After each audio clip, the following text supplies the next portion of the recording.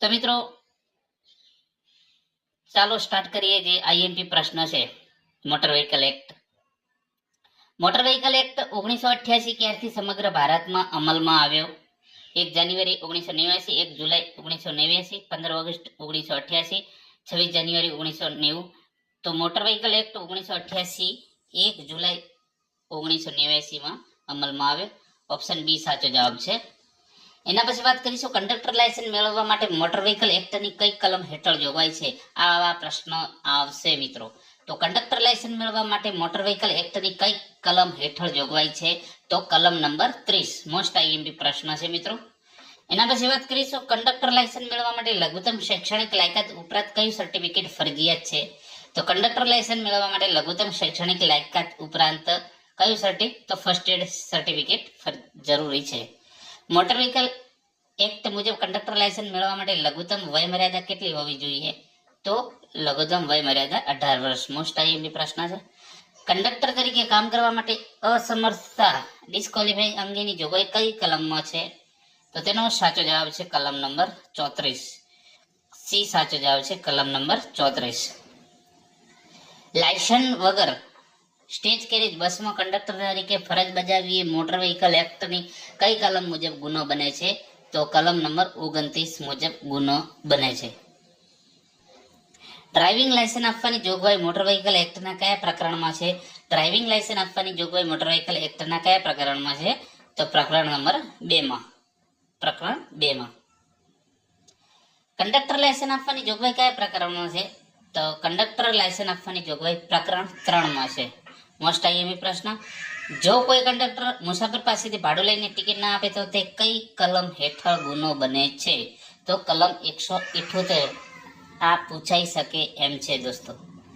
Motor vehicle એક્ટની કઈ કલમ મુજબ કોઈ પણ વ્યક્તિ ટિકિટ વગર મુસાફરી કરી શકે નહીં?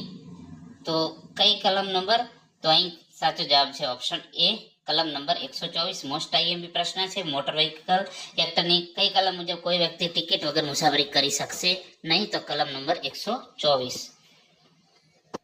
એના પછી મોટર વાહનોની નોંધણી કયા પ્રકરણ હેઠળ કરવામાં આવે છે? તો મોટર વાહનોની નોંધણી પ્રકરણ નંબર 4. બરાબર, પ્રકરણ નંબર 4 રજીસ્ટ્રેશન કરવામાં આવે છે. સ્ટેજ કેરેજ એટલે શું? સ્ટેજ કેરેજ એટલે શું?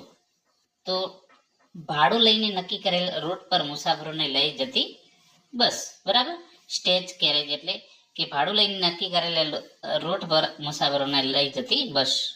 ટ્રાફિક જે ચિહ્નોનું પાલન કરવું એ કઈ કલમ મુજબ ફરજિયાત છે? જે ટ્રાફિક સાઇન્સ છે. બરાબર, તો એ ચિહ્નો જે ટ્રાફિકના ચિહ્નો છે એનું પાલન કરવું એ કઈ કલમ મુજબ ફરજિયાત છે? કલમ 119. હેલ્મેટ પહેરવા અંગેની ફરજિયાત જોગવાઈ મોટર વ્હીકલ એક્ટની કઈ કલમમાં છે? હેલ્મેટ પહેરવા માટે તો કલમ નંબર 129. ડ્રાઇવિંગ કરતી વખતે મોબાઈલનો ઉપયોગ કરવા બદલ કઈ કલમ હેઠળ દંડ થાય છે? તો કલમ નંબર 184 સી પ્રમાણે. મોસ્ટ આઈએમપી પ્રશ્ન છે. આવા પ્રશ્નો પૂછી શકે છે. બરાબર. દારૂ પીને વાહન ચલાવવા બદલ કઈ કલમ હેઠળ સજા જોગવાઈ છે? તો જે દારૂ પીને તમે જો વાહન ચલાવો છો તો કઈ કલમ હેઠળ તમને સજા થઈ શકે? કલમ નંબર 185. કંડક્ટર લાયસન્સ રિન્યુ કરાવવા માટે કેટલા દિવસનો ગ્રેસ પીરિયડ મળે છે? તો 30 દિવસનો. ક્ષમતા કરતા વધુ મુસાફરો ઓવરલોડિંગ ભરવા બદલ બસના કંડક્ટર ડ્રાઈવરને કઈ કલમ હેઠળ દંડ થઈ શકે છે? તો કલમ નંબર 194 એ. ઓપ્શન બી સાચો જવાબ છે. મોટર વ્હીકલ એક્ટ સુધારો 2019 ક્યારથી અમલમાં આવ્યો? તો મોસ્ટ આઈએમપી પ્રશ્ન છે 1 સપ્ટેમ્બર 2019 થી. બરાબર, આવા પ્રશ્નો પૂછાશે. અકસ્માત સમયે ઈજાગ્રસ્ત વ્યક્તિને તબીબી મદદ કરનાર બિન વ્યવસાયિક વ્યક્તિને શું કહેવાય છે?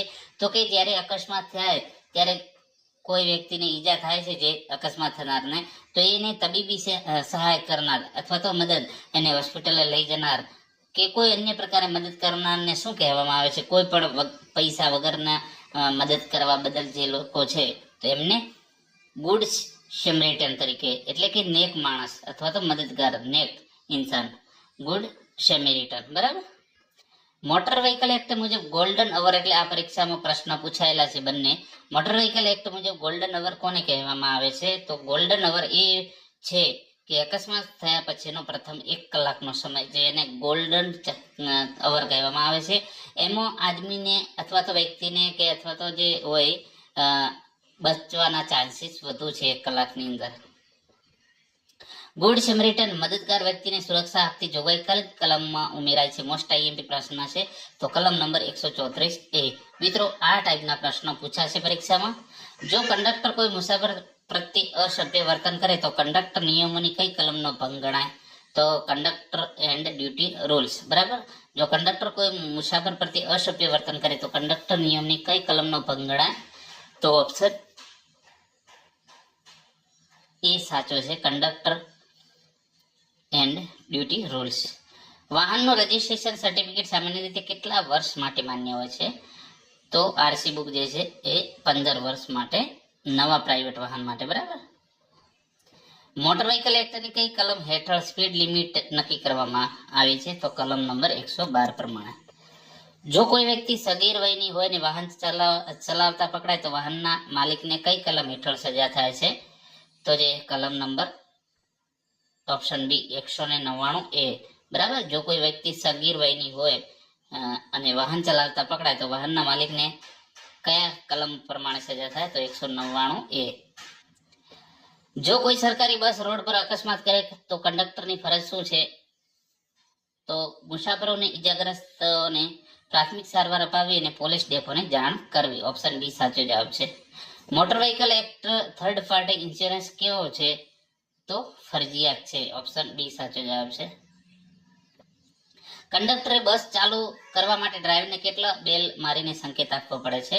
તો 2 ટૂંકી બેલ. ચાલુ બસે કોઈ કટોકટી કે ભયજનક પરિસ્થિતિ ઊભી થાય તો બસ રોકવા કંડક્ટર કેટલા બેલ મારે છે? તો 1 બેલ મારે છે. મોસ્ટ આઈએમપી પ્રશ્નો છે, આવા પ્રશ્નો પૂછાય છે.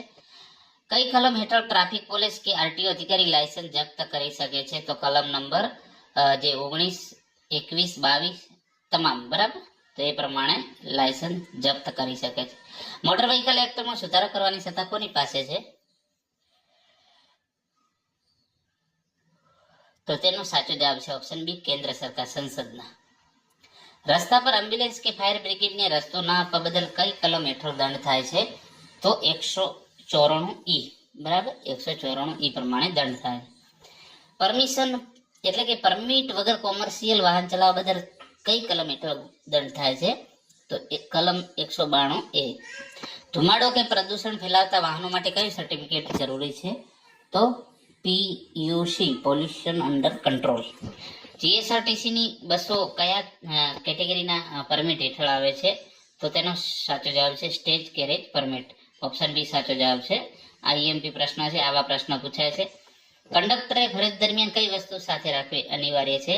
તો કંડક્ટર બેજ અને licence, first aid box, ticket machine, e ticket machine આપેલ તમામ. જો કોઈ વાહન ચાલક ભયજનક રીતે વાહન ચલાવે તો કઈ કલમ લાગે? બરાબર. તો 184. મોસ્ટ આઈએમપી પ્રશ્ન. વિના લાયસન્સે વાહન ચલાવવું એ કઈ કલમ હેઠળ સજાપાત્ર ગુનો બને છે? તો કલમ 181.